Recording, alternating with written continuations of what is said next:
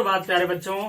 शिवम संकल्प intermediate college बकरीवा अंजानी सोनभद्र के इस ऑनलाइन क्लासेस में मैं दीपक कुमार आप सभी का हार्दिक स्वागत करता हूं। आज हम कक्षा 7 ब विषय विज्ञान का अध्याय 5 जंतुओं से प्राप्त रेशे, ऊन और रेशम के बारे में जानेंगे।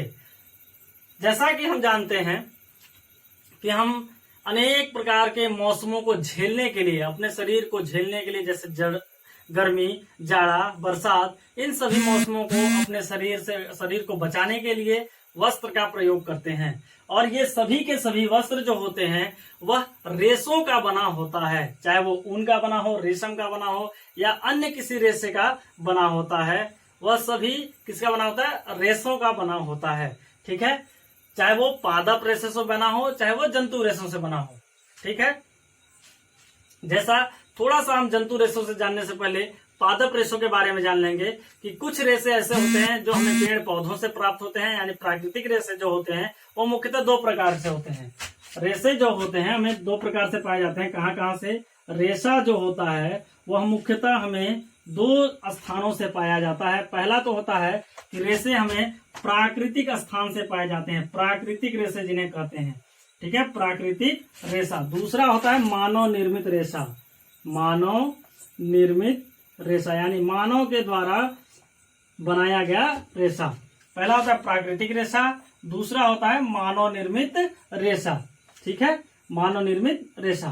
प्राकृतिक रेशा के अंतर्गत यानी प्राकृतिक रेशे जो पाए जाते हैं वह दो जगहों से पाया जाता है। एक तो पादप वर्ग यानी पेड़ पौधों से पाया जाता है, पादपों से पाया जाता है। दूसरा जो होता है वह जंतुओं से पाया जाता है, यानी जानवरों से पाया जाता है। ठीक है, प्राकृतिक रेशा जो होता है मुख्यतः दो जगहों से पाया जाता है, पादप और जंतु। मानव निर्मित रेशा आप जानते हैं, जो मानवों के द्वारा बनाए जाए रेशे होते हैं उन्हें हम मानव निर्मित रेशा कहते हैं। प्राकृतिक रेशा जो हमें प्रकृति के द्वारा यानी पेड़ पौधे तथा जंतुओं के द्वारा जो रेशा प्राप्त होता है उन रेशों को हम कहते हैं प्राकृतिक रेशा। पेड़ पौधे या जंतुओं से प्राप्त होता है। क्लियर हुआ? पेड़ पौधों से प्राप्त जैसे कपास हो गया, जूट हो गया, सनई हो गया, इनसे रेशे प्राप्त होते हैं। नारियल हो गया। इन रेशों का हम अलग अलग क्षेत्र में प्रयोग करते हैं, चाहे वस्त्र बनाने में हो, चाहे चटाई बनाने में हो, चाहे बेडशीट बनाने में हो, चाहे अन्य प्रकार के और भी चीजें जो बनाई जाती हैं उन सभी को बनाने के लिए हम पेड़ पौधे तथा जंतुओं रेशों यानी कि प्राकृतिक रेशा का प्रयोग करते हैं। इस अध्याय में हमें जंतुओं से प्राप्त रेशे यानी ऊन तथा रेशम के बारे में जानना है।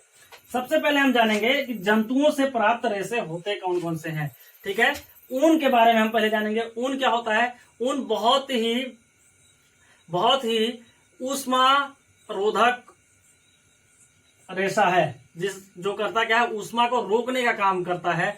ऊन के बने हुए वस्त्रों को अगर हम पहनते हैं तो हमें देखते हैं कि ठंडी के मौसम में हम जैसे स्वेटर पहनते हैं, ऊन का बना हुआ स्वेटर पहनेंगे तो वो क्या करता है? ऊष्मा को रोकता है। ठीक है, वो ठंडी को बचाता है, हमारे शरीर की ऊष्मा को रोकने का कार्य करता है, जिससे कि हमारे शरीर का जो गर्माहट होती है, गर्मी होती है, वह बची होती है, ऊष्मा बची होती है। ठीक है, ऊन जंतु रेशे जो होते हैं यानी ऊन जो सामान्यतः प्राप्त होते हैं हमें भेड़ से, बकरियों से, घोड़ों से, खरगोश से, अन्य प्रकार के इत्यादि अन्य जीवों से प्राप्त होता है। ठीक है, सामान्यतः हम भेड़ों से प्राप्त करते हैं। ठीक है, कश्मीरी भेड़ जो होते हैं, अन्य बाखरवाल, बहुत सारे ऐसे भेड़ के किस्म हैं जिससे कि क्या करते हैं कि हम ऊन प्राप्त करते हैं। ठीक है, ऊन जो होता है, ऊन का मुख्य विशेषता जो होता है वह ऊष्मा रोधक होता है और बहुत ही गर्म होता है, जिसके कारण हम ठंडी से यानी कि जाड़े के दिन में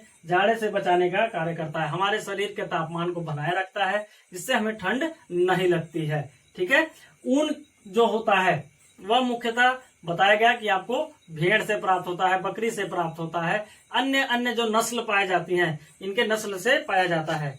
आपके लिए एक होमवर्क है कि आप भेड़, बकरी तथा खरगोश इन तीनों का दो नस्ल, कम से कम आप दो नस्लों को लिखेंगे जिनसे हमें ऊन प्राप्त होता है।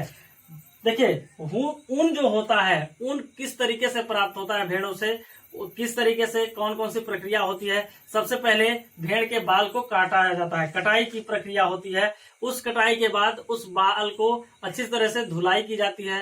धुलाई करने के बाद उसमें किसी प्रकार का कोई गर्द ना हो, उस पर फिर अलग अलग रंग चढ़ाया जाता है। रंग चढ़ाने के बाद उससे ऊन बनाया जाता है। ऊन बनाने के बाद उससे अलग अलग विभिन्न प्रकार के वस्त्र बनाए जाते हैं, जैसे स्वेटर हो गया, शॉल हो गया, बेडशीट हो गया, और क्या अन्य प्रकार के क्या वस्त्र बनाए जाते हैं।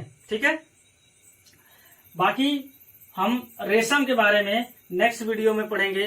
ऊन के बारे में भी हम थोड़ा बहुत और जानेंगे कि किस तरीके से यह प्रक्रिया ऊन बनाई जाती है, किस तरीके से भेड़ के रेशे से ऊन बनाई जाती है, उस प्रक्रिया को भी हम नेक्स्ट वीडियो में पढ़ेंगे। तब तक के लिए धन्यवाद। आपका दिन शुभ हो।